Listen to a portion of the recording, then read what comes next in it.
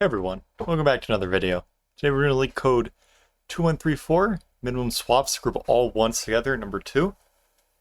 So in this problem, we're given a list of numbers, 0 and 1, and we need to find out in how many operations will it take to group all the ones together.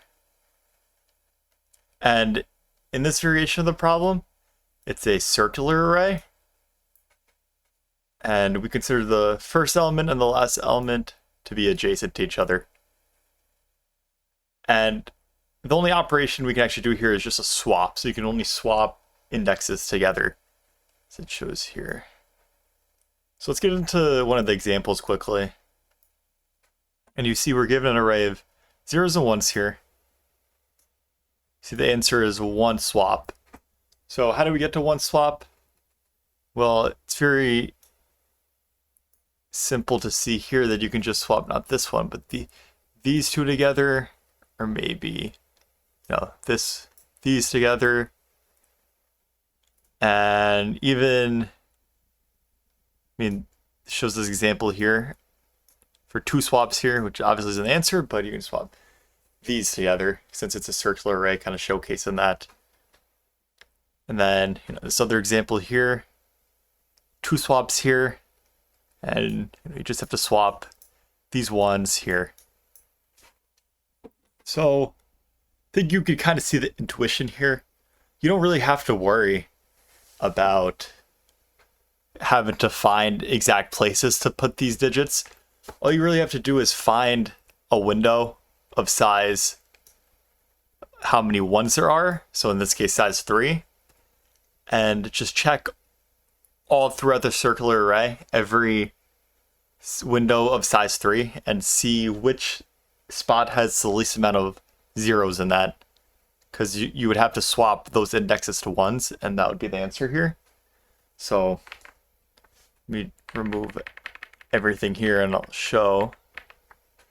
But in this case, over here you see we have 2 zeros, so our answer would be 2 if we're tracking it. Oops. Here you see it's 1. We have 1 0 there, so our answer would be 1. Check this one, it'd also be 1.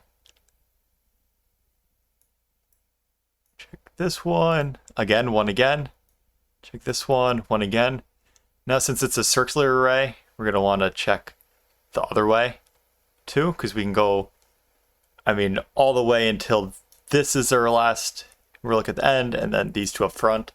See, this is 0, and then, or sorry, that's 3 zeros there, so that'd be 3, which is now less than 1. And then check this one. Sorry, here, and our answer would be 2 here, which is now less than 1. So we can see we come away with 1 here.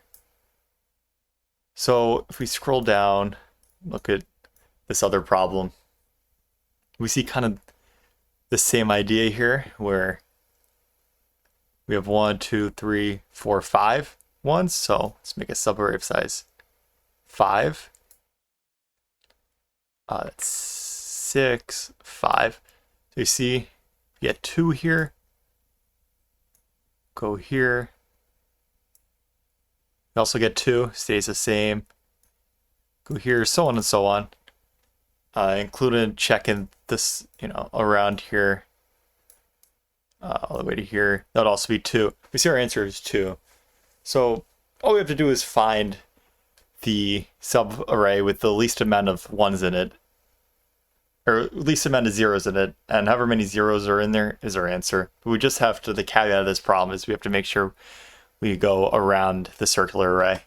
So let's go into Leetcode and we can see how we can put this into code. Alright everyone, we're back here in Leetcode.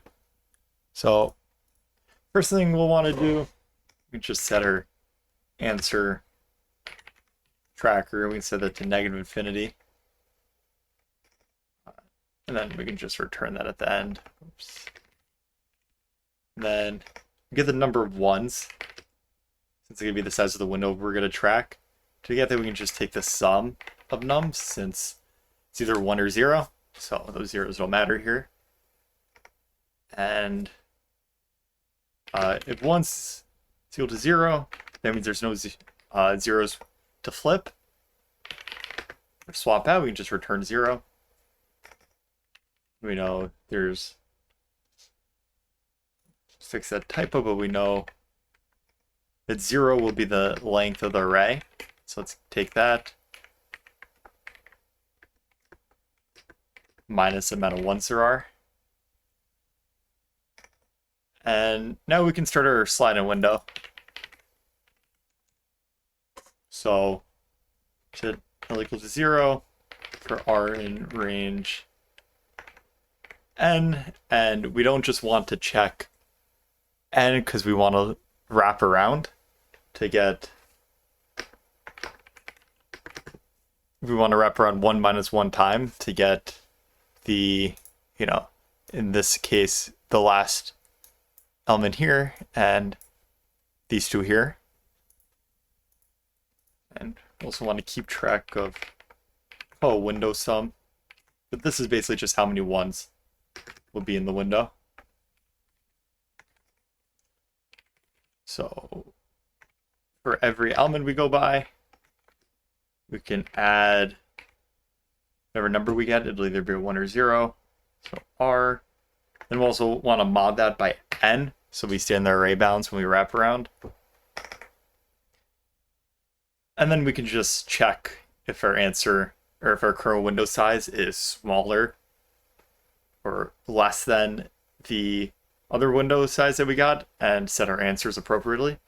So we only want to do that when we're at the window size that's equal to the amount of 1's there are. And we can set answer equal to the min of answer that we've tracked before, or 1's minus window sum. So that's just saying how many zeros we have in the window, basically. And we can set window sum minus equal to nums L, and then we'll want to shrink the window, which is why we're doing this.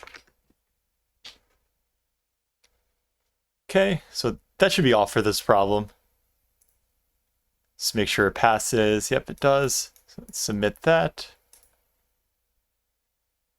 And there we go. So that's a good O-Ven solution there.